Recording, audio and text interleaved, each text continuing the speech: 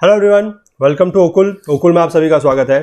आइए अपने इस full course on Indian economy for UPSC, PCS और एसएससी एग्जाम्स को हम लोग आगे बढ़ाते हैं। हम लोग कवर कर रहे हैं Indian economic development NCERT text book class 11th। ठीक है, चैप्टर 4 में हम लोग पहुंच चुके हैं। लास्ट पार्ट में हमने इस चैप्टर को स्टार्ट किया था जो है पॉवर्टी के ऊपर, यानी कि गरीबी के ऊपर। और हमने पहले पार्ट में ये सीखा था कि व्हाट इज पॉवर्टी या गरीबी होती क्या है और कौन होते हैं गरीब। ठीक है, हु आर द पुअर्स, कि अर्बन में कौन होते हैं पुअर्स और रूरल एरियाज में कौन होते हैं पुअर्स, और पॉवर्टी क्या होती है कि जब लोगों को अपनी बेसिक ज़रूरतें, बेसिक नीड्स पूरी करने के लिए अगर चीज़ें नहीं मिल पाती है तो उसको बोला जाता है पॉवर्टी। ठीक है, और वो पुअर लोग जो हैं वो शहरों में क्या करते हैं, वो गाँव में क्या करते हैं, वो भी हमने लास्ट पार्ट पे देखा था। तो आज हम इसी में आगे बढ़ेंगे। तो आगे बढ़ने से पहले आप सभी लोगों से फिर से मैं रिक्वेस्ट करना चाहता हूं कि ज़्यादा से ज़्यादा इन वीडियोस को आप लोग शेयर करें।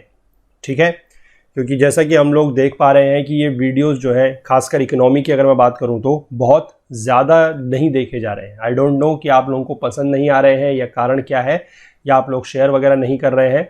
तो प्लीज़ इसके बारे में मुझे बताइए। अगर चीज़ें आप लोगों को पसंद नहीं आ रही हैं या किसी और तरीके से अगर आप लोगों को चीज़ें चाहिए तो ज़रूर बताइए।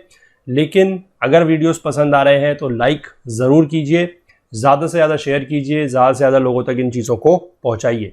ठीक है, और बाकी जो लोग इस चैनल पे नए हैं उनसे भी मैं रिक्वेस्ट करूंगा कि प्लीज़ आप लोग भी चैनल को जल्दी से सब्सक्राइब कर लें, बेल आइकन प्रेस कर लें, सो दैट कि वीडियोस के और हमारी तरफ से जो भी अपडेट्स आते हैं वो मिस ना हो। ठीक है, और बाकी आप लोगों को पता ही है, जैसा कि हमने आज MCQ सीरीज स्टार्ट की है कि हर वीडियो के बाद हर 2-2 घंटे में आप लोगों के लिए एक क्वेश्चन आ रहा है। थोड़ा सा इंगेजमेंट बढ़ाने वाली बात है कि आप लोगों को भी लगना चाहिए कि हम आप लोगों का पूरी तरीके से तैयारी में आप लोगों का जो है साथ दे रहे हैं। ठीक है, तो आप लोग उसको कीजिए। कुछ समय के बाद फिर हम लोग आपको अपने वेबसाइट पे लेके चलेंगे और वहाँ पर आप लोगों से क्विजेज अटेम्प्ट करवाएंगे। बड़े क्विज होंगे वहाँ पर, 5 क्वेश्चन 10 क्वेश्चन के क्विजेज होंगे। लेकिन फिलहाल अभी हम, जैसे कि मैंने आपको बताया कि हम लोगों के पास रिसोर्सेज की कमी है, संसाधन की थोड़ा सा कमी है, तो इसलिए हम लोग चीज़ें आप लोगों को बहुत ज़्यादा सच नहीं दे पा रहे हैं। लेकिन आने वाले समय में ज़रूर देंगे। इसीलिए मैं आप लोगों से रोज़ यही विनती कर रहा हूँ, यही प्रार्थना कर रहा हूँ कि जो हमारा मिशन है, एजुकेशन को अफोर्डेबल बनाना, जो हमारा मिशन है, इस मिशन में आप लोग हमारा साथ दीजिए। स्कैन एंड पे का ऑप्शन यहाँ पर दिया गया है, इसके थ्रू आप लोग पेमेंट कर सकते हैं। UPI ID के थ्रू भी यहाँ पर पेमेंट किया जा सकता है। और अगर किसी को इंटरनेट बैंकिंग के माध्यम से या कार्ड के माध्यम से अगर कोई पेमेंट करना चाहे तो उसके लिए नीचे डिस्क्रिप्शन बॉक्स में लिंक दिया हुआ है। ठीक है, और ये एक कंट्रीब्यूशन है, इसके लिए आप लोगों को ये नहीं सोचना है कि आपको कोई बहुत बड़ी वैल्यू पेमेंट करनी है। ठीक है, मिनिमम आप इसमें जो न्यूनतम वैल्यू हम लोग आपसे कह रहे हैं कि आप लोग दे सकते हैं वो है 10 रुपये। ठीक है, मिनिमम 10 रुपये भी आप लोग दे सकते हैं। मैक्सिमम तो आप लोगों की जितनी श्रद्धा है, जितनी इच्छा है वो आप लोग दे सकते हैं। क्योंकि कुछ लोगों के हमारे पास इस तरीके के बातें आई हैं सामने कि लोगों ने कहा है कि वो अभी पेमेंट नहीं कर सकते हैं, या वो लोग जो अभी ये कोरोना की वजह से जो लॉकडाउन चल रहा है, जो पेंडेमिक चल रहा है, ये जब ख़त्म हो जाएगा तब पेमेंट करेंगे। तो हम वही कह रहे हैं कि पेमेंट का मतलब या कंट्रीब्यूशन हम लोग आपसे मांग रहे हैं तो कोई बहुत बड़ा वैल्यू आप लोग दें ऐसा कोई ज़रूरी नहीं है। अपना प्यार दिखाने के लिए आप लोग कुछ वैल्यू दें, और लेकिन वैल्यू को बस आप इसी चीज़ से, मतलब इस हिसाब से दीजिएगा ताकि आप लोगों को पता, मतलब आप लोगों को पता है कि चीज़ों की ज़रूरत हमें भी है, और वो सब के सब जितना भी कंट्रीब्यूशन आप लोगों की तरफ से आएगा उसका पूरा का पूरा जो खर्चा है, या जो भी मैं कहूँगा कि उसका जो यूज़ किया जाएगा वो सिर्फ आप लोगों के लिए ही किया जाएगा। हम अपने पास उसमें से कुछ भी ऐसे रखने वाले नहीं हैं। ठीक है, तो पूरे के पूरे कोर्सेज आप लोगों को यहाँ पर मिल रहे हैं, वीडियोस मिल रहे हैं, साथ में क्विजेज हैं, साथ में नोट्स हैं, ये सब चीज़ें आपको मिलने लगेंगी। बस आप थोड़ा सा अपना जो है वो योगदान इसमें हमारे मिशन में कीजिए। ठीक है, चलिए तो आज का पार्ट स्टार्ट करते हैं। चलते हैं बुक की तरफ, देखते हैं आज हमें वहाँ पर क्या पढ़ना है। देखिए, आज हम बात करेंगे कि how are poor people identified, कि जो गरीब लोग हैं, जिनको हमने पिछले पार्ट में बोला था कि गरीब हैं, उनको आइडेंटिफाई कैसे किया जाएगा, उनकी पहचान कैसे की जाएगी। In India is to solve the problem of poverty, it has to find viable and sustainable strategies to address the causes of poverty and design schemes to help the poor out of their situation. ठीक है, यहाँ पर यह लिखा गया है कि अगर भारत को जो पॉवर्टी की समस्या है, जो प्रॉब्लम ऑफ पॉवर्टी है या जो गरीबी की समस्या है, अगर उसको सॉल्व करना है, अगर उससे निजात पाना है, तो हमें एक वायबल तरीका ढूंढना पड़ेगा, एक सस्टेनेबल स्ट्रेटेजी बनानी पड़ेगी। वायबल का मतलब होता है फिजिबल, ठीक है, यानी कि जिसको यूज किया जा सके, ठीक है। इसको अगर आप इंग्लिश में इसका अगर सिनोनिम देखेंगे तो फिजिबल है। हिंदी में अगर आप इसकी बात करें तो इसको बोला जाता है व्यवहार्य, यानी कि कोई ऐसा स्ट्रेटेजी या कोई ऐसा तरीका निकालना पड़ेगा जिसको यूज किया जा सके, ठीक है, जो हाइपोथेटिकल ना हो, ठीक है। और कुछ ऐसी स्कीम्स बनानी पड़ेंगी, कुछ ऐसी पॉलिसीज बनानी पड़ेंगी कि जिससे जो गरीब लोग हैं उनको जो उनके हालात हैं उसमें मदद मिल सके, उस हालात से बाहर निकलने में, उसको सुधार करने में। However, for these schemes to be implemented the government needs to be able to identify who the poor are. लेकिन इन स्कीम्स को इम्प्लीमेंट तो किया जा सकता है, इन स्कीम्स को लागू तो किया जा सकता है, लेकिन उसके लिए गवर्नमेंट को पहले यह पता होना चाहिए कि पुअर है कौन, ठीक है, कि गरीब जो है वो है कौन। For this there is a need to develop a scale to measure poverty and the factors that makes up the criteria for this measurement or mechanism needs to be carefully chosen। तो पता लगाने के लिए कि गरीब कौन है क्या करना पड़ेगा, एक स्केल बनाना पड़ेगा जो मेजरमेंट, जो मेजर करेगा पावर्टी को, जो पावर्टी को मापेगा, ठीक है। और कुछ ऐसे फैक्टर्स जो इस मेजरमेंट के लिए क्राइटेरिया होंगे और जो उनका मैकेनिज्म होगा, जो यांत्रिकी होगी, उनको भी बड़े सावधानी पूर्वक चुनना पड़ेगा कि किस आधार पर, किस क्राइटेरिया के आधार पर वो स्केल बनाया जाएगा, कि कौन लोग हैं वो किस कैटेगरी में आएंगे, किस आधार पर वो चीजें बनाई जाएंगी, वो बड़े ध्यानपूर्वक चुनने की उनको जरूरत है, ठीक है। In the pre independent India, यानी कि जब भारत आजाद नहीं हुआ था, Dadabhai Naoroji was the first to discuss the concept of poverty line. Poverty line बहुत इंपॉर्टेंट कंसेप्ट है इंडिया के रिस्पेक्ट में। अगर हम बात करें तो गरीबी रेखा, ठीक है, हिंदी में इसको बोला जाता है गरीबी रेखा। तो सबसे पहली बार गरीबी रेखा को लेकर बात किसने की थी, ध्यान रखेंगे, आजादी से पहले दादा भाई नौरोजी ने, ठीक। He used the menu for a prisoner and used appropriate prevailing prices to arrive at what may be called jail cost of living. तो उन्होंने क्या किया कि जो एक प्रिजनर होता है, प्रिजनर मतलब कैदी, जो कैदी होता है उसको जो खाना दिया जाता है, उसका जो मेन्यू होता है, उसका उन्होंने यूज किया। और उन्होंने जो उस समय प्रिवेलिंग प्राइसेस थे, यानी कि जो चीजों के दाम थे उस समय, उसका उन्होंने यूज करके एक वैल्यू निकाली और उसको बोला जेल कॉस्ट ऑफ लिविंग, यानी कि आप कह सकते हैं कि जेल में रहने के लिए कितनी कॉस्ट आएगी, वो उन्होंने एक वैल्यू वहां से निकाली, ठीक है। लेकिन इसमें देखिए क्या था, however only adults stay in jail whereas in actual society there are children too. अब यहां पर एक बात ये बोली गई है कि जेल में क्या होता है कि सिर्फ एडल्ट्स रहते हैं, सिर्फ वयस्क जो होते हैं वो रहते हैं, लेकिन अगर हम एक्चुअल सोसाइटी की बात करें, अगर समाज की बात करें, तो वहां पे बच्चे भी होते हैं, ठीक है। तो इसलिए अब जो उन्होंने बताया है, जेल कॉस्ट ऑफ लिविंग जो उन्होंने निकाली है, इसमें कुछ परिवर्तन करने पड़ेंगे। He therefore appropriately adjusts this cost of living to arrive at the poverty line. अब उन्होंने क्या करा कि जो ये जेल कॉस्ट ऑफ लिविंग थी, इसमें कुछ एडजस्टमेंट करा और उसके बाद उन्होंने कंसेप्ट बनाया किसका, पॉवर्टी लाइन का। आइए देखते हैं कैसे उन्होंने चेंज करा। For this adjustment, he assumed that 1/3 population consisted of children and half of them consumed very little, while the other half consumed half of the adult diet। ठीक है, इन्होंने क्या बोला, सबसे पहली चीज तो इन्होंने ये बोली कि कुल जो आबादी है, जो टोटल पॉपुलेशन है, उसका 1/3 जो है वो बच्चे हैं। ये इन्होंने मान लिया, ठीक है, कि 1/3 जो है वो बच्चे हैं। और उन 1/3 बच्चों में से जो आधे बच्चे हैं, ठीक है, जो आधे हैं वो बहुत कम कंज्यूम करते हैं, यानी कि वो बहुत कम खाते हैं, ठीक। और बाकी जो आधे हैं वो एडल्ट्स जितना खाते हैं उसका आधा खाते हैं, यानी कि उनकी डाइट जो है वो एडल्ट्स की आधी है, ठीक है। तो इसलिए यहां से इनको एक फैक्टर मिला है, that is arrived at the factor of 3/4। अब ये कैसे मिला है देखिए, मैं आपको समझाता हूं। इसको हम यहां पर बना लेते हैं, चलिए नीचे देखिए। टोटल अगर मान लीजिए, टोटल पॉपुलेशन की अगर हम बात करें, टोटल पॉपुलेशन सपोज कर लीजिए x है, ठीक है, मतलब बच्चे और बड़े सब मिला के टोटल। तो इसमें से जो इन्होंने चिल्ड्रन एज्यूम करे वो कितने थे, 1/3, ठीक है, यानी कि x 1/3x। और जो एडल्ट्स होंगे वो कितने हो जाएंगे, एडल्ट्स हो जाएंगे 2/3 ऑफ x, ठीक है। अब इन्होंने क्या बोला कि जो ये 1/3 बच्चे हैं, इनका जो आधा होगा, यानी कि इसका आधा, तो 1/3 ऑफ x का आधा कितना होगा, इसका 1/2, यानी कि 1/6x, और इसका बाकी आधा होगा ये, ठीक है। तो इन्होंने क्या बोला कि ये जो बच्चे हैं, ये बहुत कम खाते हैं, यानी कि इसको ऑलमोस्ट निल मान लिया, जीरो के बराबर। और बाकी अगर ये जो बड़े हैं, जो एडल्ट्स हैं, अगर वो वाई खाते हैं, यानी कि अगर उनकी डाइट वाई है, किनकी? एडल्ट्स की। ये मैं क्या बात कर रहा हूं? एडल्ट्स की डाइट अगर वाई है, तो बाकी जो ये 1/6 है, इनकी डाइट है y/2।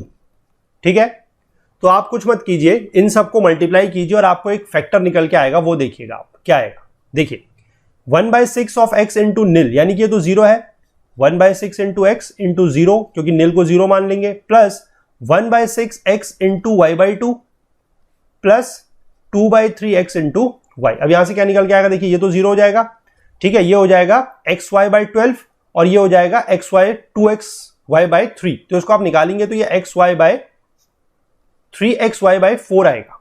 ठीक है, तो यहीं से जो फैक्टर निकल के आया वो आया है ये 3/4, क्योंकि xy क्या है इसमें? जो xy है ये तब निकल के आता क्योंकि xy क्या था? xy है नंबर ऑफ टोटल पॉपुलेशन। अगर इस टोटल पॉपुलेशन में ये एज्यूम किया जाए कि सारे के सारे एडल्ट हैं, वयस्क हैं, तो वो x हो गया। ठीक है, और x की जो डाइट है, यानी कि जो एडल्ट्स की डाइट है वो कितनी है? y। तो अगर सारे के सारे लोग एडल्ट होते, ठीक है, तो कंजम्पशन कितना होना था? xy। लेकिन जो ये बच्चों का कंसेप्ट लगाया गया कि 1/3 बच्चे हैं और उनमें से भी जो आधे हैं वो बहुत कम खाते हैं और आधे जो है वो जितना एडल्ट खाते हैं उनका आधा खाते हैं, ठीक है, उनकी डाइट जो है वयस्कों की आधी है, तो उसके आधार पर हम लोग पहुंचे हैं इस फैक्टर पे। This is known as the factor of 3/4। ठीक है, यही चीज यहां पर ऊपर इन्होंने समझाई भी है एक लाइन में, लेकिन नीचे मैंने आपको इसको पूरा डिटेल में समझा दिया ताकि आप लोगों को कोई डाउट ये नहीं रहेगा कि ये 3/4 कैसे आया है। ठीक है, यहां पर बस लास्ट में एक कैलकुलेशन करना है, अगर आप चाहें तो कर सकते हैं, xy/12 प्लस 2xy/3, उसको आप सॉल्व करके देखिएगा, आपको 3xy/4 मिल जाएगा। ठीक है, चलिए, the weighted average of the consumption of the 3 segments gives the average poverty line which comes out to be 3/4 of the adult jail cost of living. ठीक है, ये जो मैंने आपको बताया xy जो आ रहा था हमारा वो जेल कॉस्ट ऑफ लिविंग है, और उसका जो 3/4 आ रहा है वो क्या बन जाता है? Average poverty line. ठीक है, आगे देखिए, ये तो बात की गई थी प्री इंडिपेंडेंट इंडिया में। ठीक है, इसके बाद in post independent India there have been several attempts to work out a mechanism to identify the number of poor in the country. उसके बाद बहुत सारे ऐसे अटेम्प्ट्स किए गए हैं, ठीक है, बहुत सारे ऐसे मैकेनिज्म्स का यूज किया गया है कि जिससे नंबर ऑफ पुअर जो है, जो गरीबों की संख्या है, उसको आइडेंटिफाई किया जाए, उसकी पहचान की जाए। जैसे कि 1962 का एक एग्जांपल दिया हुआ है, Planning Commission now called as NITI Aayog formed ए स्टडी ग्रुप। इन्होंने एक स्टडी ग्रुप बनाया था 1962 में। ठीक है, और यहां पर ये चीज मेंशन भी की गई है कि जो प्लानिंग कमीशन है, जो योजना आयोग है, वो अब नीति आयोग हो गया है। ठीक है, ये चीज हम भी डिस्कस पहले अपने पिछले चैप्टर्स में कर चुके हैं। ठीक है, इन 1979 another body called the task force on projections of minimum needs and effective consumption demand was formed. ठीक है, एक ये बॉडी अलग बनी थी, एक टास्क फोर्स बना था। इन 1989 and 2005 experts groups were constituted for the same purpose, यानी कि आइडेंटिफिकेशन ऑफ पुअर करने के लिए ही ये सारे के सारे ग्रुप्स जो थे वो ऐसे समय समय पर बनते रहे हैं। 1989 में भी बने हैं और उसके बाद 2005 में भी बने हैं। ठीक है, इसके बाद आगे देखिए, besides the planning commission many individual economists have also attempted to develop such a mechanism। तो ये तो प्लानिंग कमीशन की बात थी, इसके साथ साथ कुछ इंडिविजुअल इकोनॉमिस्ट जो थे उन्होंने भी ऐसा अटेम्प्ट किया है ताकि वो कुछ इस तरीके का मैकेनिज्म जो है डेवलप कर सके जिससे गरीबों की पहचान जो है वो हो सके। ठीक है, for the purpose of defining poverty we divide people into 2 categories. ठीक है, कि पॉवर्टी को डिफाइन करने के लिए, यानी कि गरीबी को परिभाषित करने के लिए हम क्या करते हैं कि लोगों को 2 कैटेगरीज में, यानी 2 श्रेणियों में बांटते हैं। एक है पुअर और एक है नॉन पुअर, और पॉवर्टी लाइन जो है, जो गरीबी रेखा है, वही इन दोनों को सेपरेट करेगी, इन दोनों को अलग करेगी। ठीक है, however there are many kinds of poor, जैसे कि the absolutely poor, the very poor and the poor. Similarly there are various kinds of non poor, जैसे कि the middle class, the upper middle class, the rich, the very rich and the absolutely rich. तो think of this as a line or continuum from the very poor to the absolutely rich with the poverty line dividing the poor from the non poor। यानी कि एक तरीके से आप कह सकते हैं कि नीचे से लेकर ऊपर तक एक पूरी लाइन चली जा रही है। ठीक है, सबसे नीचे उसमें कौन है? सबसे नीचे उसमें होगा जो वेरी पुअर है वो, और सबसे ऊपर कौन है? एब्सोल्युटली रिच जो है, और उनके बीच में अलग अलग जो कैटेगरीज के लोग हैं वो होंगे, जैसे कि वेरी पुअर है, फिर एब्सोल्युटली पुअर हो गए, वेरी पुअर है, सिर्फ पुअर है। उसके बाद अगर आप नॉन पुअर में आएंगे तो वहां पर क्या होंगे, मिडिल क्लास, अपर middle class, rich, very rich और एब्सोल्युटली रिच। ठीक है, और इन दोनों कैटेगरीज को, जो पुअर और नॉन पुअर की जो कैटेगरी है, इसको डिवाइड करती है पॉवर्टी लाइन। ठीक है, चलिए हम यहां पर थोड़ा सा समझेंगे। नीचे ये कुछ ग्राफ्स वगैरह की हेल्प से कुछ चीज समझाई गई है, बहुत अच्छा है ये समझने के लिए। आइए देखते हैं। कैटेगराइजिंग पॉवर्टी, पॉवर्टी को हम कैटेगराइज कर रहे हैं। There are many ways to categorize poverty, poverty को कैटेगराइज करने के बहुत सारे तरीके हैं। In one such way, people who are always poor and those who are usually poor but who may sometimes have a little more money, जैसे कि casual workers, are together grouped as the chronic poor. ठीक है, देखिए एक तो chronic poor की एक category बनाई है। इसमें क्या है कि जो हमेशा गरीब है, अब देखिए ये जो लाइन दिखाई गई है ये पॉवर्टी लाइन है। ठीक है, ये जो लाइन आपको यहां पर दिख रही है डैश लाइन, ये पॉवर्टी लाइन है। ठीक, पॉवर्टी लाइन से जो हमेशा नीचे है वो क्या है, ऑलवेज पुअर। ठीक, और एक कैटेगरी ऐसे है जो है यूजुअल पुअर। ये देखिए ऑलमोस्ट ज्यादातर टाइम ये नीचे ही है गरीबी रेखा से, लेकिन कभी कभी ऐसा होता है कि इनके पास थोड़ा बहुत पैसा हो जाता है तो ये हो जाते हैं, मतलब ये गरीबी रेखा से ऊपर आ जाते हैं।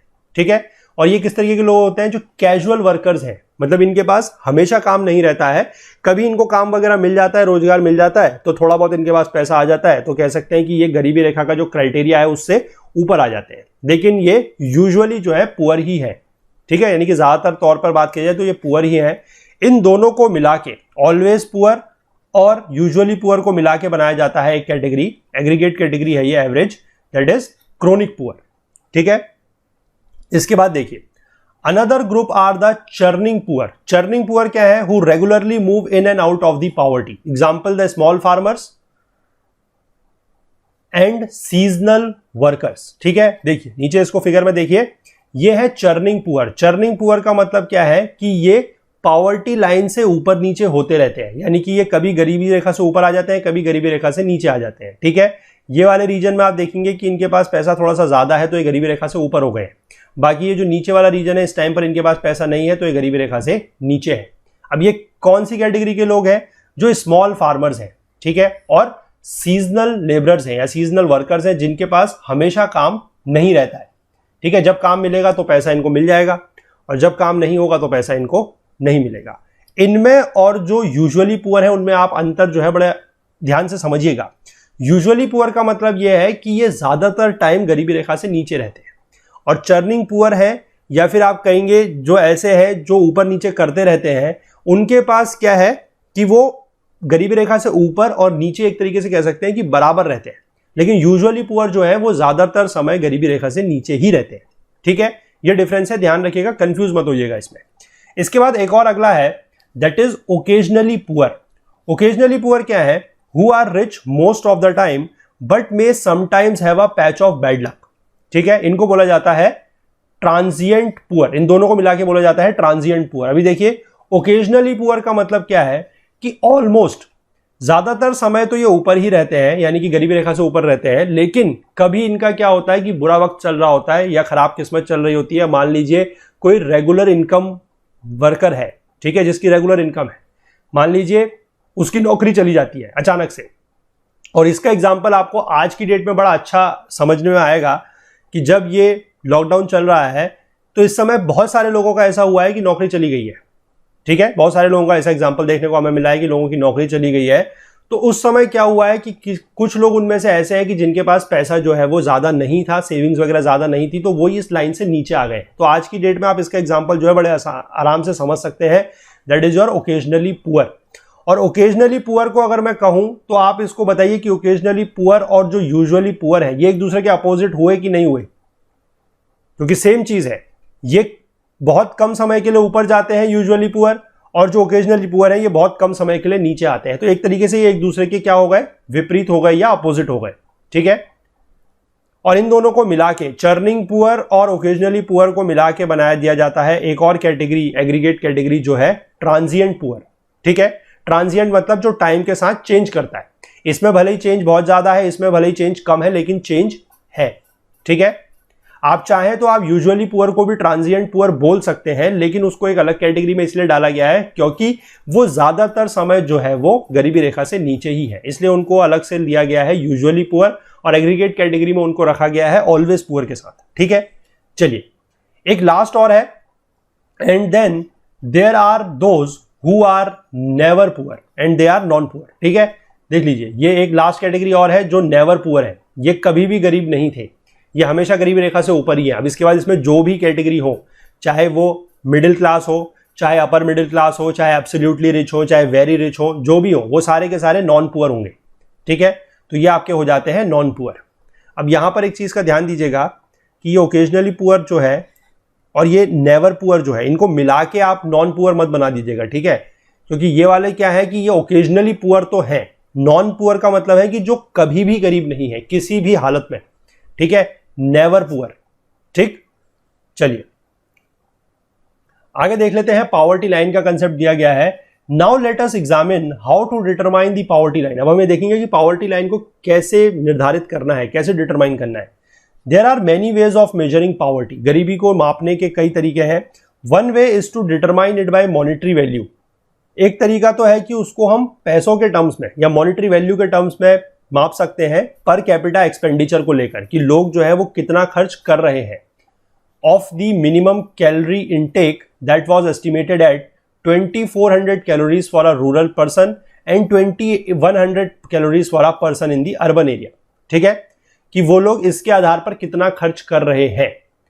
ठीक है, based on this in 2011-12 the poverty line was defined for rural areas as consumption worth ₹816 per person a month and for urban areas it was 1000 rupees। ठीक है, अब देखिए पहली चीज तो ये आपको थोड़ा सा समझना पड़ेगा कि ये 2400 कैलोरी और यहां पर 2100 कैलोरी क्यों है, क्योंकि रूरल पर्सन्स जनरली जो है they are involve in more physical labour. ठीक है, मोर फिजिकल वर्क उनका होता है, तो इसलिए उनको कैलोरीज की आवश्यकता जो है वो ज्यादा है। तो पहली बात तो आप ये समझ जाइए कि अर्बन के लिए कैलोरीज कम है और जो रूरल पर्सन्स है, रूरल पीपल है, उनके लिए कैलोरीज ज्यादा है। ठीक, अब ये ज्यादा है लेकिन यहां पर ये रेट कम क्यों है फिर अर्बन का? नहीं, अर्बन का रेट ज्यादा है, पुअर रूरल का रेट कम है। क्यों? क्योंकि जब हम देख रहे हैं कि अर्बन में अगर कैलोरी की ज्यादा, ये पुअर में अगर जो रूरल एरिया है वहां पर अगर कैलोरी की रिक्वायरमेंट जो है वो ज्यादा है, तो वहां पर रेट कम क्यों है? चलिए बताइए, आप इसको कमेंट सेक्शन में बताइएगा। चलिए ठीक है, मैं इसका जवाब आप लोगों को नहीं बताता हूं। सवाल आप आई होप आप लोग समझ गए होंगे। सवाल यह है कि यहां पर आपको साफ साफ दिख रहा है कि रूरल पर्सन की जो कैलोरी रिक्वायरमेंट है वो ज्यादा है, मिनिमम कैलोरी रिक्वायरमेंट या मिनिमम कैलोरी इनटेक। ठीक है, वो आपको यहां पर दिख रहा है, रूरल पर्सन की है 2400 कैलोरीज। ठीक है, और जो अर्बन पर्सन है उसकी कितनी है? 2100 कैलोरी। लेकिन फिर भी अर्बन के लिए जो आपका एक्सपेंडिचर आ रहा है, जो रेट आ रहा है वो आ रहा है 1000 रुपए, और रूरल के लिए कितना आ रहा है? 816 रुपए पर मंथ। ठीक है, पर पर्सन पर मंथ। तो ये क्यों ऐसा है चेंज, मतलब क्यों इनमें उल्टा है कि जहां पर कैलोरी कम है वहां के लिए पैसा ज्यादा आ रहा है, जहां के लिए पैसा कम है जहां के लिए कैलोरी कम है वहां के लिए पैसा ज्यादा आ रहा है, और जहां के लिए कैलोरी ज्यादा है वहां के लिए पैसा कम आ रहा है। तो ये क्यों है ऐसा डिफरेंस, या मैं कहूंगा कि ये एक दूसरे के अपोजिट क्यों है, ये आप मुझे नीचे कमेंट सेक्शन में बताइएगा। बहुत सिंपल कंसेप्ट है, आप लोग समझ गए होंगे, नीचे बताइएगा। ठीक है, ताकि मुझे भी पता लगना चाहिए कि आप लोगों को कितनी चीजें जो है, कितने कंसेप्ट जो है वो समझ में आ रहे हैं। क्योंकि धीमे धीमे जब यही कंसेप्ट आप लोग समझते जाएंगे तो आगे जाके फिर इकोनॉमी जो है वो बहुत आसान हो जाएगी। लेकिन अगर आप ये कंसेप्ट धीमे धीमे नहीं समझेंगे या इनको आप ओवरलुक कर देंगे कि अच्छा ये दिया गया है तो चलिए कुछ होता होगा, और फॉर ग्रांटेड लेके अगर आप चलेंगे तो फिर अच्छी बात नहीं है। ठीक है, और हर चीज में यहाँ पर आप लोगों को इसलिए नहीं बता रहा हूं या आप लोगों से कुछ कुछ सवाल पूछ रहा हूं ताकि आप लोगों की भी जो थिंकिंग है, जो आप लोगों का माइंडसेट है वो डेवलप होना जरूरी है। क्योंकि आने वाले समय में कंसेप्ट्स आपने ही सीखने हैं, एग्जाम में बैठ के पेपर आप ही सॉल्व करेंगे, वहां पर जवाब आप लोगों ने ही देना है। तो इसलिए आप लोगों को ये चीज जो है, ये कंसेप्ट समझ में आने बहुत जरूरी है। ठीक है, चलिए तो नीचे कमेंट सेक्शन में इसका जवाब दीजिएगा। आगे देखते हैं। दो the government uses monthly per capita expenditure, that is MPCE, as proxy for income of households to identify the poor, do you think this mechanism satisfactorily identifies the poor households in our country? ठीक है, government क्या करती है कि monthly per capita expenditure का use करती है for income of, यानी कि इनकम ऑफ हाउस होल्ड्स को यूज नहीं करती है, वो इस चीज को यूज करती है कि वो कितना खर्च कर रहे हैं। ठीक है, इनकम को यूज नहीं करती है, खर्च को कम यूज करती है। तो यहां पर यह पूछा गया है कि क्या ये एक मतलब सही तरीका है कि जिससे हम हाउस होल्ड्स की गरीबी को पता लगा रहे हैं कि कौन कौन से हाउस होल्ड जो है वो गरीब है। कह भी सकते हैं आप, आपकी अपनी राय हो सकती है। चलिए, ये भी एक अच्छा सवाल है, इसका भी आप लोग जवाब दीजिएगा। ठीक है, इसका एक जवाब ये हो सकता है कि लोगों के, अगर आप एक्सपेंडिचर की बात करें, अगर खर्चे की बात करें, तो ज्यादा खर्चा वही करेगा जिसकी ज्यादा इनकम होगी। अगर किसी के पास इनकम नहीं है तो वो खर्चा कहां से करेगा, है कि नहीं बात। और या फिर दूसरा अगर आप इसका पहलू देखें तो आप ये कह सकते हैं कि नहीं, इनकम को ही लेना चाहिए। हो सकता है कि किसी ने कहीं से उधार वगैरह ले लिया हो तो वो ज़्यादा खर्च कर रहा है, भले ही उसकी इनकम कम भी है या नहीं भी है, अगर उसकी जॉब वगैरह चली गई है तब भी, तो वहाँ से हम उसको सही तरीके से आइडेंटिफाई नहीं कर सकते हैं। तो दोनों ही अब पहलू हो सकते हैं। फॉर में भी आप इसके बात कर सकते हैं, इसके अगेंस्ट में भी आप बात कर सकते हैं। तो इसका भी जवाब आप चाहें तो नीचे 2-4 लाइनों में कमेंट सेक्शन में लिख सकते हैं, या फिर आप एक काम और कीजिएगा, अगर कोई ज़्यादा इंटरेस्टेड है, क्योंकि ये इस तरीके का सवाल है। पॉवर्टी में आपको बताऊं, यूपीएससी का एक बहुत फेवरेट टॉपिक है। सिर्फ प्रीलिम्स के लिए ही नहीं, मेंस में भी सवाल इससे यूपीएससी ने पहले एग्जाम्स में पूछे हैं और बहुत फेवरेट टॉपिक है। तो चाहे तो आप इस सवाल को लेकर, जो यहाँ पर सवाल दिया गया है, इस सवाल को लेके आप लोग एक 100 से 150 शब्द का एक राइटअप या 200 शब्द का एक राइटअप लिख के okul.co@gmail.com पर सबमिट कर सकते हैं। वहां पर इसका रिव्यू जो है वो किया जाएगा। ठीक है, रिव्यू होने में थोड़ा सा टाइम लग सकता है। मैं फिर से वही कहूंगा कि मैन पावर की कमी है, ठीक है, लेकिन करा जरूर जाएगा। आप इस बात को लेकर निश्चिंत रहिए। चीजें अगर आप हमारे साथ हैं, आप हम पे भरोसा अगर कर रहे हैं, ठीक है, तो भरोसे को, थोड़े थोड़े चीजों को लेकर तोड़िएगा मत, भरोसे को लंबा चलने दीजिएगा और चीजें आप लोगों के लिए यहाँ पर सब कुछ की जाएंगी, इस बात का विश्वास आप जरूर रखिए। ठीक है, तो इस सवाल को लेकर अगर कोई इंटरेस्टेड है तो एक आंसर लिख सकता है 150 से 200 शब्द में। ठीक है, और okul.co@gmail.com पर आप इसको मेल कर दीजिएगा। इसका रिव्यू जो है आपको वो मिल जाएगा। ठीक है, चलिए आगे देखते हैं। Economists state that a major problem with this mechanism is that it groups all the poor together and does not differentiate between the very poor and the other poor। ठीक है, तो इकोनॉमिस्ट ने बोला है कि जो ये मैकेनिज्म की जो मैं बात कर रहा था, इसके बारे में जो इकोनॉमिस्ट हैं, जो जानकार हैं, वो ये बोलते हैं कि इस मैकेनिज्म की कमी ये है कि ये सारे के सारे पुअर्स को एक ही कैटेगरी में डाल देता है और ये अलग नहीं कर पाता कि वेरी पुअर कौन है या फिर अदर कैटेगरीज के जो पुअर है वो कौन है। ठीक है, also this mechanism takes into account expenditure on food and a few select items as proxy for income. Economist question it basis, economics जो है उसका क्वेश्चन करते हैं उसके बेसिस का कि इसका आधार क्या है। ठीक है, this mechanism is helpful in identifying the poor as a group to be taken care of by the government, but it would be difficult to identify who among the poor need help the most. ठीक है, क्योंकि ये पूरे का पूरा group identify करता है कि ये लोग पुअर है, उसमें से ये नहीं पता लगेगा कि सबसे ज्यादा पुअर कौन है और किनको सबसे ज्यादा मदद की जरूरत है। ठीक है, तो ये थोड़ा सा इसकी आप कह सकते हैं कि खामियां है। आगे देखिए, there are many factors other than income and assets which are associated with poverty. बहुत सारे ऐसे फैक्टर्स हैं जो पॉवर्टी से संबंधित हैं, जैसे कि दी एक्सेसिबिलिटी टू बेसिक एजुकेशन, कि बेसिक जो शिक्षा है वो लोगों के पास नहीं है, हेल्थ केयर फैसिलिटीज नहीं है, पानी पीने को पानी नहीं है, सैनिटेशन जो है उसकी सुविधाएं नहीं है। They need to be considered to develop poverty line. ठीक है, इन सारे फैक्टर्स का जो है यूज किया जाना चाहिए या इनको कंसिडर किया जाना चाहिए पॉवर्टी लाइन डेवलप करते समय। ठीक है, the existing mechanism for determining the poverty line also does not take into consideration social factors that trigger and perpetuate poverty, जैसे कि illiteracy, ill health, lack of access to resources, discrimination और lack of civil and political freedoms। तो ये सारे के सारे भी जो चीजें हैं, ठीक है, इनसे भी क्या होता है कि पॉवर्टी ट्रिगर होती है, यानी कि आप कह सकते हैं कि पॉवर्टी पैदा होती है और बढ़ती है।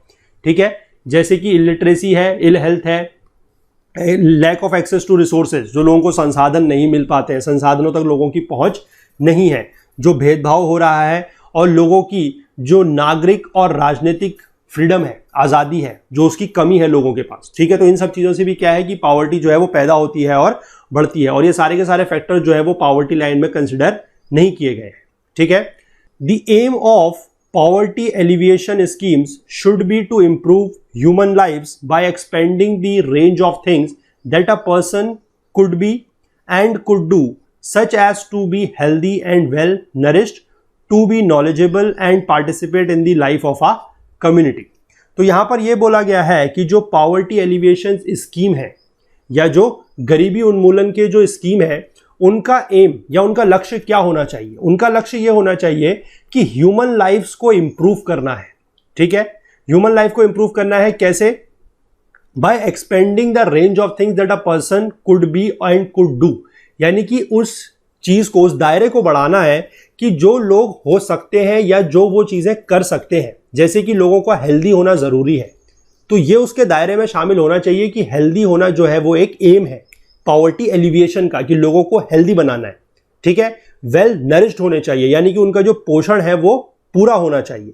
ठीक है, वो लोग नॉलेजेबल होने चाहिए, उनके पास ज्ञान होना चाहिए, और वो जो कम्युनिटी की लाइफ है, ठीक है, जो कम्युनिटी की लाइफ है, जो सामुदायिक जिंदगी है, जो सामुदायिक एक कह सकते हैं कि एक लाइफ में पार्टिसिपेशन है, वो उनका होना जरूरी है। अगर ये सारी चीजें होंगी तब हम कहीं तरीके से सही मायने में कह पाएंगे कि गरीबी वाकई में कम हो रही है या लोगों को गरीबी से बाहर निकाला जा रहा है। ठीक है, from this point of view, development is about removing the obstacles to the things that a person can do in life, such as illiteracy, ill health, lack of access to resources and lack of civil and political freedom। ये वही बात है कि ये सारी की सारी चीजें जो है दूर होनी चाहिए और लोग इनसे बाहर आने चाहिए। Though the government claims that higher rate of growth, increase in agricultural production, providing employment in rural areas and economic reform packages introduced in the 1990s have resulted in the decline in poverty levels, economists raise doubts about the government's claim। ठीक है, government क्या claim करती है? Government ये claim करती है कि जो विकास की दर है, जो हायर ग्रोथ रेट है, उससे जो एग्रीकल्चरल प्रोडक्शन बढ़ा है, ठीक है, जो एग्रीकल्चरल प्रोडक्शन बढ़ा है, जो कृषि की पैदावार बढ़ी है, उससे जो रूरल एरियाज में, जो ग्रामीण क्षेत्रों में लोगों को रोजगार दिया गया है, एम्प्लॉयमेंट प्रोवाइड किया गया है उससे, और जो इकोनॉमिक रिफॉर्म्स, जो आर्थिक सुधार किए गए थे 1990 के बाद, इनसे क्या है कि पॉवर्टी लेवल, जो गरीबी का स्तर है, वो कम हुआ है।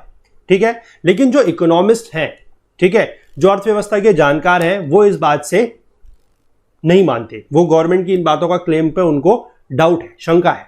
वो ये बोलते हैं, they point out that the way the data are collected, items that are included in the consumption basket, methodology followed to estimate the poverty line and the number of poor are manipulated to arrive at the reduced figures of the number of poor in India। उनका यह मानना है, अर्थव्यवस्था के जो जानकार हैं, उनका यह मानना है कि क्या किया जाता है कि जो आइटम है, जो कंजम्पशन बास्केट के जो आइटम है, यानी कि लोग क्या क्या कंज्यूम कर रहे हैं, उसके आधार पर जो मेथड फॉलो किया जाता है, वो किसके लिए? पॉवर्टी लाइन को आइडेंटिफाई करने के लिए या एस्टिमेट लगाने के लिए कि कितने लोग पॉवर्टी लाइन से ऊपर हैं, कितने नीचे हैं। ठीक है, उसमें थोड़ा सा खामियां हैं और उसको मैनिपुलेट किया जाता है, और उससे क्या होता है कि एक आंकड़ा जो है वो कम बनाया जाता है ताकि ज्यादा आंकड़ा जो है वो निकल के बाहर ना आए। ऐसा क्यों किया जाता है? क्योंकि देखिए, अब किसी भी देश का क्या है कि अगर वहां पर ऐसा आंकड़ा निकल के आएगा, ऐसा फिगर निकल के आएगा, ऐसी वैल्यू निकल के आएगी कि यहां पर गरीबों की संख्या बहुत ज्यादा है, तो ओवरऑल वर्ल्ड के अगर आप इसको रिस्पेक्ट में देखें तो वहां पर यह लगेगा कि ये देश जो है वो काफी ज्यादा गरीब है, यहाँ की जो स्थिति वगैरह है वो अच्छी नहीं है। या फिर आप ये भी कह सकते हैं कि गवर्नमेंट का भी एक तरीके से उसमें ये निकल के आएगा कि गवर्नमेंट अपने देश के लोगों के लिए ज्यादा काम नहीं करती है, लोगों के पास बेसिक सुख सुविधाएं नहीं है, पीने को पानी नहीं है, हेल्थ केयर फैसिलिटीज नहीं है, लोगों का लिटरेसी लेवल बहुत कम है, लोगों के पास बेसिक एजुकेशन का एक्सेस नहीं है। तो ये सारी चीजें जो है, अगर बहुत ज़्यादा अगर वैल्यू होती है, वैसे तो खैर ऐसा नहीं किया जाना चाहिए, बल्कि किया तो ये जाना चाहिए कि जितना भी एक्चुअल डेटा है वो सबके सामने आना चाहिए, और उस एक्चुअल डेटा को कम करने की कोशिश जो है वो मतलब वाकई में की जानी चाहिए, ना कि सिर्फ ऐसा हो कि किया कुछ नहीं जा रहा है और डेटा को मैनिपुलेट करके वैल्यू को कम दिखाया जा रहा है। उससे क्या है कि भले ही हम बाहरी तौर पे ये कह सकते हैं कि लोगों के सामने दिखाने के लिए डेटा को कम कर सकते हैं, चाहे वो ग्लोबल लेवल पर हो चाहे नेशनल लेवल पर हो, लेकिन वाकई में जो लोगों की स्थिति यहां पर है वो सुधरने वाली उससे नहीं है। ठीक है, तो वाकई में काम जो किया जाना चाहिए वो लोगों की स्थिति को वाकई तौर पे, यानी कि पक्के तौर पर, या आप कहेंगे कि प्रत्यक्ष रूप से उसको सुधारने की कोशिश की जानी चाहिए, ना कि ऐसा हो कि डेटा को मैनिपुलेट करके जो वैल्यू है उसको कम कर दिया जाए या कम दिखाया जाए। ठीक है, due to various limitations in the official estimation of poverty scholars have attempted to find alternative methods. ठीक है, क्योंकि कुछ लिमिटेशंस है, कुछ पाबंदियां हैं कि जिससे एस्टिमेट किया जाता है पॉवर्टी को। कुछ स्कॉलर्स ने क्या किया है कि कुछ और विकल्प तलाशने की कोशिश की है, जैसे कि अमर्त्य सेन बहुत फेमस है, noted Nobel laureate, has developed an index known as Sen index. ठीक है, ये अमर्त्य सेन जो है इन्होंने ही एक HDI का कंसेप्ट लाया था, that is human development index. ठीक है, ये हम लोगों ने ज्योग्राफी में कवर किया हुआ है। तो ये भी कंसेप्ट जो है महबूबुल हक के साथ मिलके, महबूबुल हक पाकिस्तानी इकोनॉमिस्ट थे और अमर्त्य सेन जो है वो इंडियन इकोनॉमिस्ट है, इन दोनों ने मिलकर HDI का कंसेप्ट लाया था। तो यहां पर ये पॉवर्टी लाइन के लिए एक कंसेप्ट लेके आए हैं, that is known as Sen index. ठीक है, there are other tools such as the poverty gap index and squared poverty gap. ठीक है, इनके बारे में हम जो है, इसमें तो लिखा गया है कि आप लोग हायर क्लासेस में पढ़ेंगे, यानी कि ये तो खैर 11th की बुक है तो 12th की बात की जा रही है, लेकिन हम बाद में कभी इनको, जब हमारा पॉवर्टी के चैप्टर पे हम बाद में डिस्कस करेंगे फुल कोर्स के तौर पे। ठीक है, अभी तो बेसिकली क्या है कि हम इस बुक को पूरा कवर टू कवर कर रहे हैं। बाद में जब हम इस चीज को थोड़ा सा और अच्छे से देखेंगे, वाकई में व्यापक रूप में देखेंगे, तो हम फिर जाके ये जो पॉवर्टी गैप इंडेक्स है, स्क्वायर्ड पॉवर्टी गैप है, सेन इंडेक्स है, इनके बारे में हम बाद में अच्छे से और डिस्कस डिटेल में करेंगे। ठीक है, तो फिलहाल आज के लिए इस पार्ट को इतना ही रखते हैं। अभी ये चैप्टर थोड़ा सा लंबा है, बहुत ज्यादा इसमें समझने को एज सच नहीं है, लेकिन फिर भी कुछ कुछ चीजें हैं जो इंपॉर्टेंट है, जो आप लोगों का बेस बनाएंगी, क्योंकि आगे जाके चीजें बहुत ज्यादा फिर टफ हो जाती हैं, फिर कंसेप्ट समझ में नहीं आते हैं। क्यों? क्योंकि लोग जनरली क्या करते हैं कि जो बेसिक कंसेप्ट है या जो बेसिक स्टडी होनी चाहिए, जो बेसिक एक रीडिंग होनी चाहिए चीज़ों की, वो लोग स्किप कर देते हैं।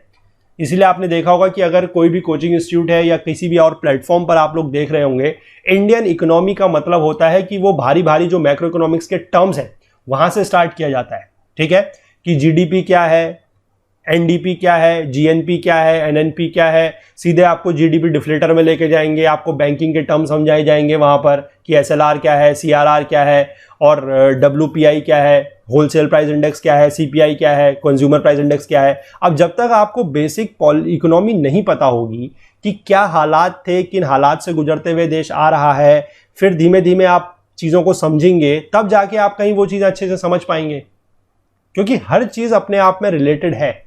ठीक है, लेकिन जनरली मैंने लोगों को ये देखा है या बहुत सारे प्लेटफॉर्म्स पे मैंने इस तरीके की चीज़ें देखी हैं कि लोगों को लगता है कि अगर वो चीज़ें पढ़ाई जा रही हैं तो वही सबसे बढ़िया है।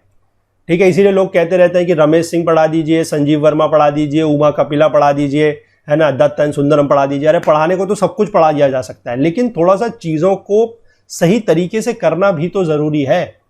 ठीक है, तो इसलिए हमारे ऊपर भरोसा रखिए, चीज़ों को अच्छे तरीके से हम लोग करते आए हैं, आप लोगों को पसंद आ भी रही हैं, और आगे आने वाले समय में भी चीज़ों को हम अच्छे तरीके से ही करेंगे, बेहतर तरीके से ही करेंगे। बिल्कुल भी आप लोग घबराएं नहीं, परेशान ना हो, हमारे साथ जो है भरोसा बनाए रखें और अपना साथ जो है वो बिल्कुल हमारे साथ बनाए रखें। तो आई होप आप लोगों को ये पार्ट पसंद आया होगा। अगर आया है तो प्लीज़ लाइक ज़रूर कीजिए, ज़्यादा से ज़्यादा शेयर कीजिए, ज़्यादा से ज़्यादा लोगों तक इन चीज़ों को पहुँचाइए।